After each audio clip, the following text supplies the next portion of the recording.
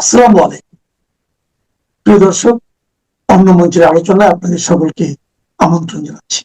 আওয়ামী লীগ প্রধান শেখ হাসিনা ভারত ছেড়ে আসলে কোথায় যাচ্ছেন? আসলে তিনি কোথাও যাচ্ছেন না। তিনি অন্য কোনো দেশে যেতে রাজি নন, তিনি ভারতেই থাকছেন। তার পছন্দ ভারত, সেখানেই তিনি আছেন, সেখানেই থাকতে চান। এমনকি এটাও বলেছেন মরলে মরবে ভারতেই। তাকে কাতারে পাঠানোর একটা তৎপরতা হয়েছিল, এমনটাই বলছে আজকে মানব জমিনের একটি রিপোর্ট। কিন্তু সেই তৎপরতা ভেস্তে গেছে। অন্তর্বর্তী জামানায় শেখ হাসিনাকে স্থানান্তরের বিষয়ে ভারত, বাংলাদেশ ও কাতারের মধ্যে ত্রিপক্ষীয় দুতিয়ালিতে এমনই একটা সিদ্ধান্ত হয়েছিল বলে জানা যাচ্ছে। কিন্তু শেখ হাসিনা বেঁকে বসেন, বলেন আমি এখানেই থাকবো। শেখ হাসিনাকে প্রত্যর্পণের দাবিতে যখন চাপ বাড়ছিল, তখনই তৃতীয় কোনো দেশে পাঠানোর ব্যাপারে আলাপ আলোচনা শুরু হয়। এক পর্যায়ে কাতার সম্মতি দেয়। কূটনৈতিক তৎপরতা যখন চূড়ান্ত পর্যায়ে, তখনই ভারত সিদ্ধান্ত কার্যকর করা থেকে বিরত থাকে। কারণ জোর করে শেখ হাসিনাকে অন্য কোনো দেশে পাঠানোর ব্যাপারে ভারতের কোনো ইচ্ছা বা অভিপ্রায় ছিল না। এখন অবশ্য শেখ হাসিনাকে দেশে ফেরত পাঠানোর বিষয়ে দৃশ্যমান কোনো চাপ নেই। দায়িত্বশীল কূটনৈতিক সূত্রে মানবজমিন জানতে পেরেছে, ভারত সরকারও শেখ হাসিনার নেতৃত্ব সম্পর্কে অনেকটাই আগ্রহ হারিয়ে ফেলেছে। আওয়ামী লীগকে নির্বাচনী রেসে সামিল করার জন্য তারা নানাভাবেই চেষ্টা চালিয়েছিল। তখন আওয়ামী লীগের নেতৃত্ব অন্য কাউকে দেওয়া যায় কিনা তা নিয়েও পর্দার আড়ালে অনেক তৎপরতা ছিল। প্রথমে সাবের হোসেন চৌধুরীকে বিবেচনা করা হয়, কিন্তু শেখ হাসিনা তাতে সম্মতি দেননি। এক পর্যায়ে সাবের হোসেন চৌধুরী নিজেই অপারগতা প্রকাশ করেন। এরপর শেখ রেহানার ছেলে রাদওয়ান সিদ্দিক ববিকে দিল্লিতে ডেকে আনা হয়। শেখ হাসিনার সঙ্গে ববি কথাও বলেন। শেখ হাসিনা এতেও সম্মতি দেননি। ভারতের সকল প্রচেষ্টা ব্যর্থ হয়। তখনই তাদের তরফে বাংলাদেশের নির্বাচনের ব্যাপারে সবুজ সংকেত দেওয়া হয়। এর পরের ঘটনা সবার জানা। নির্বাচনের পর হিসাব নিকেশ পাল্টে গেছে, পরিস্থিতি এখন উল্টো স্রোতে। দূরের একটি দেশও নতুন সমীকরণে যুক্ত হয়েছে। ঢাকা দিল্লি সম্পর্ক অনেকটা স্বাভাবিক হতে চলেছে। কূটনৈতিক যোগাযোগ বেড়েছে। দুই দেশের তরফেই নতুন মাত্রায় যোগাযোগ এগিয়ে নেওয়ার তাগিদ দেখা যাচ্ছে। ভিসা প্রক্রিয়া ফের স্বাভাবিক হচ্ছে, তবে পশ্চিমবঙ্গের বিধানসভা নির্বাচনের আগে নয়। সূত্রগুলো বলছে এ ব্যাপারে বাংলাদেশ ভারতের মধ্যে কয়েক দফা আলোচনা হয়েছে, কিন্তু পশ্চিমবঙ্গের নির্বাচন সামনে রেখে কৌশলগত কারণে বিজেপি সরকার ভিসা চালুর ব্যাপারে আগ্রহ দেখায়নি। 2024-এর 5ই আগস্টের পর থেকে সকল প্রকার ভিসা বন্ধ রয়েছে, তবে বিশেষ ক্ষেত্রে কিছু ভিসা চালু আছে। মানবজমিনের এই যে আমরা রিপোর্টটা যেটি দেখলাম, তাতে একটা লাইন খুব অ্যালার্মিং। দায়িত্বশীল কূটনৈতিক সূত্রে মানবজমিন জানতে পেরেছে, ভারত সরকার ও শেখ হাসিনার নেতৃত্ব সম্পর্কে অনেকটাই আগ্রহ হারিয়ে ফেলেছে। এটা একদম অস্বাভাবিক কিছু নয়, কারণ এই যে 1.5 বছর হয়ে গেছে শেখ হাসিনা আওয়ামী লীগ প্রধান, তিনি আওয়ামী লীগ প্রধান হয়েই আছেন, কিন্তু গত 1.5 বছরে আসলে আওয়ামী লীগের কোনো বিকার নেই। হ্যাঁ, অনেকে বলবেন আওয়ামী লীগ বাংলাদেশের নিষেধ, বিকার কি থাকবে? অতীতে তো আওয়ামী লীগ নিষেধ ছিল, অতীতে কাজ করেনি। এইভাবে একদম সবকিছু দরজা জানালা বন্ধ করে ভারত সরকার, কিন্তু আপনারা খেয়াল করেন গত 20 মাসের অবস্থা, ভারত সরকার বরাবর ইনক্লুসিভ ইলেকশনের কথা বলেছে। এমনকি ধানমন্ডি যে 32 ভাঙা হয়েছিল, সেই 32 ভাঙার ব্যাপারে ভারত সরকার আলাদাভাবে বিবৃতি দিয়েছে, সরকারিভাবে, রাষ্ট্রীয়ভাবে। এর চেয়ে আওয়ামী লীগের পক্ষপাতিত্ব আর আপনি কি দেখতে চান? এতটা পক্ষপাতিত্ব করেও আওয়ামী লীগ দাঁড়াতে পারে না। আওয়ামী লীগের সংগঠন নেই। আমরা বারবার এগুলো বলে আসছি যে আওয়ামী লীগ আসলে সংগঠনটা নেই হয়ে গেছে। হ্যাঁ, তৃণমূল কর্মী বা সমর্থক ভোট আছে, এখনো প্রচুর ভোট আছে। এখনই ইলেকশন দিয়ে দেখুন, আওয়ামী লীগ ভূমিধর বিজয় হবে এখনই। কিন্তু আওয়ামী লীগের সংগঠন নাই। কেন্দ্রীয় যে মূল কেন্দ্র থেকে যে একটা নির্দেশনা থাকবে, মানুষ অন্ধকারে। যার কারণে মানবজমিনের এই রিপোর্টটাতে বলা হচ্ছে যে ভারত সরকারও শেখ হাসিনার নেতৃত্ব সম্পর্কে অনেকটা আগ্রহ হারিয়ে ফেলেছে। আগ্রহ হারিয়ে ফেলাটাই তো স্বাভাবিক। আপনার সংগঠন নাই, আপনাকে ইলেকশনে রাখতে চেয়েছিল ভারত, আপনার সাংগঠনিক দুর্বলতার কারণে শেষ চেষ্টা করে পারেনি। কবে পরিস্থিতি পাল্টে গেছে সেটি তো আপনারা জানেন। ইলেকশনের মাত্র 2-3 মাস আগে থেকে পরিস্থিতি পাল্টে গেছে। যখন দেখা যায় যে এটা নাই হয়ে গেছে, এটার কোনো সংগঠন নাই, তখন বাধ্য হয়েছে। কারণ ভারতের তো বাঁচতে হবে। ভারত প্রতিবেশী, বৃহত্তম ভারতের সমুদ্র সীমা, স্থল সীমা নিয়ে 9টা প্রতিবেশী দেশ। এই 9টা প্রতিবেশীর মধ্যে বাংলাদেশ হচ্ছে বৃহত্তম প্রতিবেশী। সেই বৃহত্তম প্রতিবেশীকে কোনো বিশেষ কোনো গোষ্ঠীর হাতে চলে যাক, ভারত তো এটা চাইবে না, সেটা চায়নি। আজকে অবস্থা এমন হয়েছে, আওয়ামী লীগের লোকজন ভারতের বিরোধিতা করা শুরু করবে বা বলবে যে ভারত আওয়ামী লীগকে সহযোগিতা করেনি বা করছে না। কিন্তু না রে ভাই, এটা যদি করেন, কিভাবে সহযোগিতা করেনি? আজকেও আপনার ভিসা পাসপোর্ট ছাড়া শত শত আওয়ামী লীগ নেতাদের ভারতে আশ্রয় দিয়ে রেখেছে। আওয়ামী লীগ প্রধান শেখ হাসিনাকে মোটামুটি পুরো রাষ্ট্রপ্রধানের মতো মর্যাদা দিয়ে, সরকার প্রধানের মতো মর্যাদা দিয়ে তাকে রেখেছে। আবার আওয়ামী লীগকে নির্বাচনে আসার জন্য এতটা সহযোগিতা করেছে। আপনারা আগেকার বডি ল্যাঙ্গুয়েজ, 20 মাসের বডি ল্যাঙ্গুয়েজে দেখেননি ভারতের? কাজে আপনি ভারতকে তো দোষ দিতে পারেন না। কাজে দোষারোপের কিছু নেই। আর শেখ হাসিনা কোথায় যাচ্ছেন সেটি দিয়ে আমরা আলাপটা শুরু করেছিলাম। শেখ হাসিনা শেষ পর্যন্ত ভারতেই থাকছেন। এখন দেখার বিষয় যে শেখ হাসিনার নেতৃত্বে আওয়ামী লীগ কতদিনে জেগে ওঠে। কারণ দেশে নানা রকম ঘটনা ঘটছে। এই যে আজকে আওয়ামী লীগ সরকারের ওয়ারেন্ট অফ প্রেসিডেন্সি অনুযায়ী 3য় গুরুত্বপূর্ণ ব্যক্তি স্পিকার, জাতীয় সংসদের স্পিকার, দীর্ঘদিন তিনি নিখোঁজ থাকার পরে আজকে অ্যারেস্ট হয়েছেন। তো কাজেই আওয়ামী লীগের নেতৃত্ব প্রয়োজন। সোজা কথা, শেখ হাসিনা কোথায় যাবেন না যাবেন সেটি বিষয় নয়। বিষয় হচ্ছে আওয়ামী লীগ যদি বাঁচতে হয়, বাংলাদেশের মাটি আওয়ামী লীগকে চায়, বাংলাদেশের মানুষ আওয়ামী লীগকে চায়।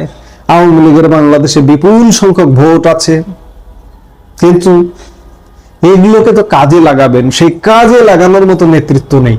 যার কারণে মানব জমিন যেটা বলছে যে আওয়ামী লীগ প্রধান শেখ হাসিনার নেতৃত্বের প্রতি আস্থা হারিয়ে ফেলেছে ভারত সরকারও। অস্বাভাবিক কিছু নয়, আমরা তো দেখেছি। ন্যূনতম কোনো আপনার কাছে তথ্যের দরকার নেই, একটু খেয়াল করলে বোঝা যায় যে ভারত সরকার কিভাবে সহযোগিতা করেছে। শেষ পর্যন্ত পৃথিবীর অন্য কেউ বলুক না বলুক, ভারত সরকার বলে এসছে যে বাংলাদেশে ইনক্লুসিভ নির্বাচন হতে হবে। কিন্তু আপনি নির্বাচনে অংশগ্রহণ করতে পারেননি, আপনার যোগ্যতা নেই। শেখ হাসিনা আওয়ামী লীগ প্রধান ধরে নিলাম, কিন্তু এই যে পরিকল্পনা গুলো ছিল, সাবের হোসেন চৌধুরী বা রাদওয়ান মুজিব সিদ্দিক বা যে কেউ হোক, XYZ যে কেউ হোক, তার সন্তান সাইমুল আজাদ পুতুল, সজীব আজাদ জয়, কাউকে দিয়ে তো আওয়ামী লীগ অন্ততপক্ষে থাকা দরকার ছিল। শেখ হাসিনা পদে যদি নাও থাকেন, তাও তো তিনি আওয়ামী লীগের মাথার উপরে থাকা।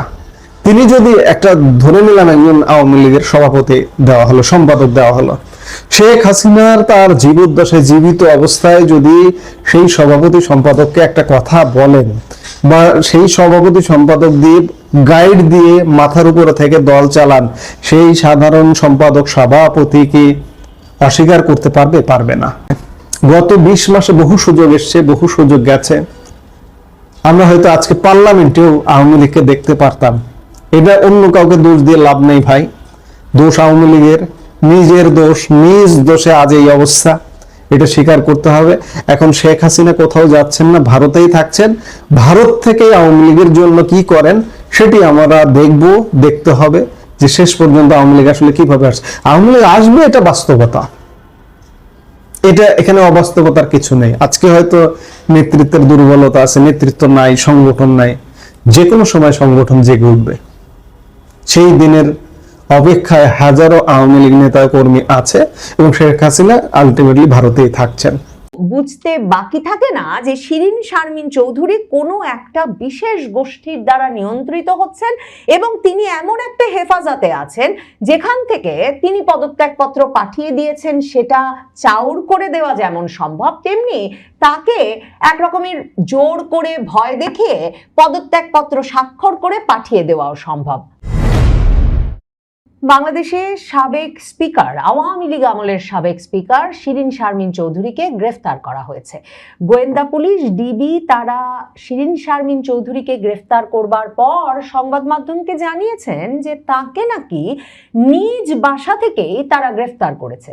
মানে শিরিন শারমিন চৌধুরী সেই 2024-এর 5ই আগস্ট সংসদ ভবন এলাকার তার নিজ বাসা ত্যাগের পর থেকে ধানমন্ডিতে নিজের বাড়িতে 18 নম্বর রোডে থেকে গেলেন এবং সেটা বাংলাদেশের আইন শৃঙ্খলা রক্ষাকারী বাহিনী থেকে শুরু করে তাদের চেয়েও বেশি দক্ষ আর তৎপর হাসনাত সার্জিস বাহিনী কিংবা বৈষম্য বিরোধী ছাত্র আন্দোলনের কোনো নেতা, বাংলাদেশের কোনো বিপ্লবী ছাত্র জনতা জানতে পারল না এবং তিনি একেবারে নীরবে আরামে নিভৃতে কাটিয়ে দিলেন। আর হঠাৎ করে গোপন গোয়েন্দা তথ্যের ভিত্তিতে এখন সাবেক স্পিকার কিনা গ্রেফতার হয়ে গেলেন, যখন সংসদ ভবনে সংসদ অধিবেশন চলছে, নতুন স্পিকার ডেপুটি স্পিকার দায়িত্ব নিয়ে ফেলেছেন এবং সংসদ অধিবেশন পরিচালনা করছেন নিয়মিত। এটা কি একটা বিশ্বাসযোগ্য গল্প হতে পারে? সে কারণেই শিরিন শারমিন চৌধুরী গ্রেফতার হওয়ার পর আসলে কেন তিনি এতদিন পর গ্রেফতার হলেন, মানে এই সময়ে গ্রেফতার হলেন, আর কোথায় বা তিনি এতদিন লুকিয়েছিলেন, এ দুটো প্রশ্নই সম্ভবত সবচেয়ে বড় প্রশ্ন হয়ে দেখা দিয়েছে। যথাযথ কর্তৃপক্ষের হেফাজত ছাড়া এবং যথাযথ কর্তৃপক্ষের আশ্রয় ছাড়া যে শিরিন শারমিন চৌধুরীর পক্ষে জেলের বাইরে কিংবা মবের আওতার বাইরে 2024-এর 5ই আগস্ট থেকে এখন পর্যন্ত থাকা সম্ভব হয়নি, সেটা বুঝতে কোনো অসুবিধা হয় না। একটা প্রচলিত কথাই ছিল যে শিরিন শারমিন চৌধুরীকে সেনাপ্রধান ওয়াকারুজ্জামান সেনা হেফাজতে নিরাপদে রেখেছেন যাতে সাংবিধানিক ধারাবাহিকতা রক্ষিত হয় এবং 2024-এর 5ই আগস্ট দুপুরবেলা সংসদ ভবন এলাকায় তার বাড়ি থেকে তিনি সপরিবারে একটা সাধারণ গাড়ি করে বেরিয়ে অজ্ঞাতবাসে চলে গেছেন। তিনি কোথায় এ বিষয়ে যত সংবাদ মাধ্যমে যত অনুসন্ধানী প্রতিবেদন ছাপা হয়েছে সেখানে এই বয়ানটি ছাপা হয়েছে। তবে জুনায়েদ আহমেদ পলক, আওয়ামী লীগ আমলের আইসিটি মন্ত্রী, যিনি কিনা আগস্ট মাস থেকে গ্রেফতার হয়ে এখন পর্যন্ত জেলেই আছেন, তিনি কিন্তু আদালতে হাজির হয়ে বলেছিলেন 5ই আগস্ট সকাল থেকে রাত 2:30টা পর্যন্ত স্পিকার শিরিন শারমিন চৌধুরী, জুনায়েদ আহমেদ পলক নিজে সহ 12 জন তারা জাতীয় সংসদ ভবনের একটা কক্ষে পালিয়েছিলেন। তারপর সেখান থেকে সেনাবাহিনী তাদেরকে উদ্ধার করেছিল। মানে ঘটনা যাই হোক না কেন, এই যে শিরিন শারমিন চৌধুরীকে আজকে ধানমন্ডির তার নিজ বাসভবন থেকে গ্রেফতার করা হলো, অথচ ওই পাড়ার কেউ জানতে পারলেন না, বাংলাদেশের কোনো সংবাদ মাধ্যম বের করতে পারলো না। বাংলাদেশের যে সমাজ ব্যবস্থা, সেই সমাজ ব্যবস্থায় ওই বিল্ডিং এর কোনো কাজের লোক, ড্রাইভার, দারোয়ান কিংবা প্রতিবেশী কারো সূত্রে বেরিয়ে এলো না এতদিন ধরে শিরিন শারমিন চৌধুরী ওখানে আছেন, সেটা যেমন অবিশ্বাস্য, অসম্ভব। তাহলে এই যে শিরিন শারমিন চৌধুরীকে কোনো একটা গোপন জায়গায় সংবাদ মাধ্যমের খবর অনুযায়ী সপরিবারেই তিনি এতদিন ছিলেন, মানে তার স্বামী সন্তান সহ ছিলেন, এই যে কোনো একটা গোপন জায়গায় তাকে এতদিন আটকে রাখা হলো বা তাকে নিরাপদে রাখা হলো, যেভাবেই আপনি দেখুন না কেন, তার কারণ কি? তার কারণ হচ্ছে সংবিধানের ধারাবাহিকতা রক্ষা। আমরা জানি বিএনপি এখন যে ক্ষমতায় এসেছে তাদের সবচেয়ে বড় যে তফাৎ তারা ভোটার থেকে শুরু করে দেশি বিদেশি সকল পক্ষের কাছে প্রকাশ করেছে, সেটা হচ্ছে তারা মুক্তিযুদ্ধ ভালোবাসে, তারা সংবিধান ভালোবাসে। মানে মুক্তিযুদ্ধকেও যেমন তারা তাদের ঐতিহাসিক বয়ান অনুযায়ী ভালোবাসে, মানে তারা যেভাবে ইতিহাসটাকে দেখতে চায় তেমন ভাবেই ভালোবাসে, সংবিধানটাকেও আসলে তারা যেই যেই জায়গায় রক্ষিত না হলে বাংলাদেশে এত তাড়াতাড়ি নির্বাচনটা হয়ে বিএনপি সরকার ক্ষমতায় আসতে পারতো না, কিংবা এই যে বাংলাদেশের এই এত বছরের ধারাবাহিকতায় তারেক রহমান বাংলাদেশে একটা সরকার গঠন করে এত তাড়াতাড়ি সুস্থির হয়ে বসতে পারতেন না। সংবিধানের সেই অংশগুলো রক্ষায় বিএনপি খুব গুরুত্বপূর্ণ শক্ত অবস্থান নিয়েছে সেই 2024-এর 5ই আগস্টের পর থেকেই। সে কারণে হাসনাত সার্জিসরা যখন 48 ঘন্টার আলটিমেটাম দিয়ে 2024-এর অক্টোবরে রাষ্ট্রপতির বঙ্গভবন ঘেরাও করে ফেললো, তখনও বিএনপি তাতে সাড়া দেয় নাই। কারণ বিএনপি রাষ্ট্রপতি সহ বাংলাদেশের সংবিধানের সেই অংশগুলো রক্ষা করতে চেয়েছে যেগুলো একটা দ্রুত নির্বাচনের দিকে তাদেরকে নিয়ে যাবে। আর সে কারণে বিএনপি আর বাংলাদেশ সেনাবাহিনী, যারা এই দুপক্ষ যারা কিনা সাংবিধানিক পদগুলো রক্ষা করতে চেয়েছে, কারণ সংবিধান রক্ষিত না হলে, সাংবিধানিক পদগুলো রক্ষিত না হলে তো আসলে শেষ পর্যন্ত বাংলাদেশ সশস্ত্র বাহিনীও রক্ষিত হয় না। ওই যে রাষ্ট্রপতিকে বঙ্গভবন থেকে বের করে এনে যেমন রাজপথে বিচারের দাবি উঠে গিয়েছিল, তেমনি তো দাবি ছিল যে ওয়াকান্না হাসনাত হাসনাত হাসনাত, এবং তেমনি দাবি ছিল যে ক্যান্টনমেন্ট থেকে সেনাবাহিনীকে বের করে এনে বাংলাদেশে একটা মিলিশিয়া বাহিনী গঠনের। কাজেই এসব পরিকল্পনা এবং দাবির মুখে বিএনপি এবং সেনাবাহিনী বরাবর একটা সাংবিধানিক কাঠামো রক্ষা করে নির্বাচনের দিকে হাঁটতে চেয়েছে। তাই বিএনপি এবং সেনাবাহিনী এই দুই তরফের জন্য ঠিক যে কারণে রাষ্ট্রপতি পদে শাহাবুদ্দিন চুপ্পুকে রক্ষা করা জরুরি ছিল, ঠিক তেমনি রক্ষা করা জরুরি ছিল নিরাপদ রাখা স্পিকার শিরীন শারমিন চৌধুরীকে। শিরীন শারমিন চৌধুরীর বিরুদ্ধে 2024-এর আগস্টের শেষেই একটা জুলাই হত্যা মামলা দায়ের করা হয়। এরপর সেপ্টেম্বরের 2 তারিখে তিনি নাকি স্বাক্ষর করে এক পদত্যাগ পত্র রাষ্ট্রপতিকে পাঠিয়েছেন এবং রাষ্ট্রপতি সেই পদত্যাগ পত্র গ্রহণ করেছে। বঙ্গভবন থেকে বিবৃতি দিয়ে সেই খবর জানানো হয়। তবে সেই পদত্যাগ পত্র কেউ দেখেছে কিনা কিংবা সংবাদ মাধ্যমকে পাঠানো হয়েছে সেটা বলা যাচ্ছে না। এ অবস্থায় স্পিকার শিরীন শারমিন চৌধুরী কোথা থেকে এই পদত্যাগ পত্র লিখলেন আর স্বাক্ষর করলেন, কিংবা কার মারফতে কাকে দিয়ে বঙ্গভবনে রাষ্ট্রপতির কাছে সেই পদত্যাগ পত্র পাঠালেন, সেসব প্রশ্ন তখন সংবাদ মাধ্যমে বা কোথাও আলোচিত হয় না। কিন্তু বুঝতে বাকি থাকে না যে শিরীন শারমিন চৌধুরী কোনো একটা বিশেষ গোষ্ঠীর দ্বারা নিয়ন্ত্রিত হচ্ছেন এবং তিনি এমন একটা হেফাজতে আছেন যেখান থেকে তিনি পদত্যাগপত্র পাঠিয়ে দিয়েছেন সেটা চাউর করে দেওয়া যেমন সম্ভব, তেমনি তাকে এক রকমের জোর করে ভয় দেখিয়ে পদত্যাগপত্র স্বাক্ষর করে পাঠিয়ে দেওয়াও সম্ভব।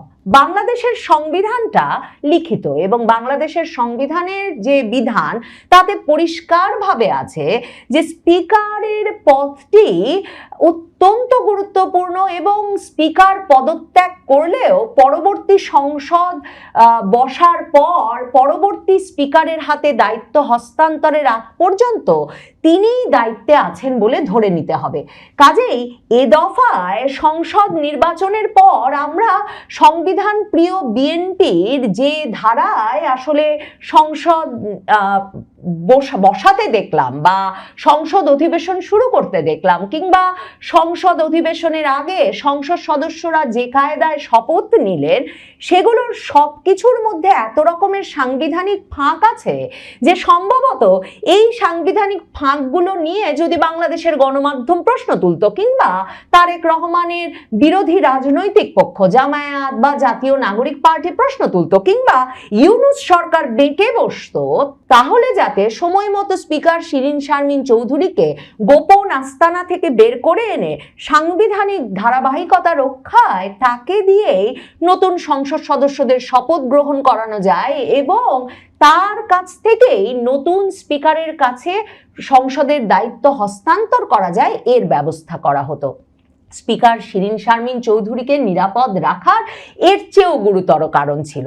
এর চেয়েও গুরুতর কারণটা হচ্ছে এই যে সংসদীয় ব্যবস্থায় বাংলাদেশের সংবিধান অনুযায়ী স্পিকারের পদটা রাষ্ট্রের তৃতীয় সর্বোচ্চ পদ এবং রাষ্ট্রপতির যদি 2024-এর আগস্ট থেকে যে পরিস্থিতি, তাতে যদি রাষ্ট্রপতির পদ কোনো কারণে শূন্য হতো, হাসনাত সার্জিসদের আন্দোলনের মুখে যদি তাকে নেমে যেতে হতো বা তাকে যদি টেনে বের করা হতো বঙ্গভবন থেকে, কিংবা কোনো কারণে তার যদি মৃত্যু হতো, তাহলে সাংবিধানিক শূন্যতা রক্ষায় তাৎক্ষণিকভাবে বাংলাদেশে সে সময় স্পিকার শিরীন শারমিন চৌধুরীকে, বা যিনি স্পিকার থাকতেন, তাকে দায়িত্ব গ্রহণ করতে হতো। বাংলাদেশের অবস্থাটা ভাবেন, এই যে যারা সংবিধান রক্ষা করতে চেয়েছে 2024-এর 5ই আগস্টের পর থেকে ডক্টর মোহাম্মদ ইউনূস যে অন্তর্বর্তীকালীন সরকারের প্রধান উপদেষ্টা হয়েছেন এবং প্রধানমন্ত্রীর পদমর্যাদা ভোগ করেছেন, তার উপদেষ্টা পরিষদের সব ব্যক্তিবর্গ যে মন্ত্রী পদমর্যাদা ভোগ করেছেন, তারা কিন্তু আসলে রাষ্ট্রপতির উপদেষ্টা হিসেবে নিয়োজিত হয়েছেন। মানে এই উপদেষ্টা পদগুলো বাংলাদেশের সংবিধানের কোথাও নাই। তাহলে রাষ্ট্রপতির কিছু হয়ে গেলে স্পিকার শিরীন শারমিন চৌধুরী ছিলেন একমাত্র ব্যক্তি যিনি বাংলাদেশ রাষ্ট্রটির এই যে 5 দশকের বেশি সময়ের যে যাত্রা, তার ধারাবাহিকতা রক্ষা করতে পারতেন। কিন্তু নির্বাচনের পরে কি হলো? নির্বাচনের পরে সংসদ সদস্যরা শপথ নিলেন প্রধান নির্বাচন কমিশনারের কাছ থেকে। আসিফ নজরুল সংবাদ মাধ্যমের সামনে এসে বললেন সেটাই তারা সিদ্ধান্ত নিয়েছেন। তারপর প্রধান নির্বাচন কমিশনারের কাছে শপথ নিয়ে যে সংসদ বসলো, সেখানে কিনা প্রধানমন্ত্রী তারেক রহমান, সংসদের সংখ্যাগরিষ্ঠ দলের নেতা, দাঁড়িয়ে বললেন যে সংসদের সিনিয়র একজন নেতা হিসেবে খন্দকার মোশাররফ হোসেন, তিনি প্রথম অধিবেশনের প্রথম সভাটির সভাপতিত্ব করবেন। তো তখন গিয়ে খন্দকার মোশাররফ হোসেন বসলেন স্পিকারের আসনে এবং তারপর বিএনপি নেতা এই খন্দকার মোশাররফ হোসেন স্পিকার নির্বাচনের প্রক্রিয়াটি সমাধা করলেন সংসদ অধিবেশন কক্ষে এবং তারপর মেজর হাফিজ আর কায়সার কামাল স্পিকার এবং ডেপুটি স্পিকার নির্বাচিত হয়ে গেলেন।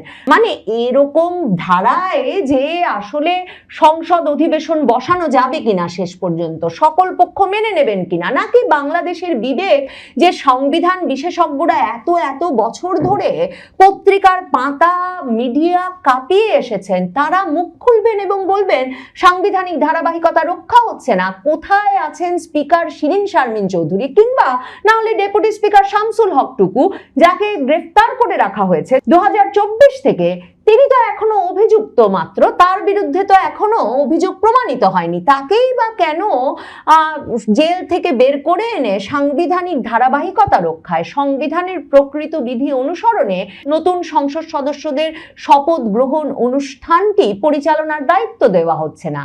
এই কথাগুলো যদি জোর আলাপ হয়ে উঠত, তাহলে স্পিকার শিরীন শারমিন চৌধুরীকে প্রয়োজন হতো হয়তো।